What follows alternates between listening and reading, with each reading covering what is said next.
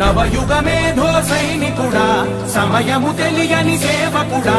యువ నవ్యాంధ్రకు ప్రగతిని చూపర సాధకుడా వైతాళికుడా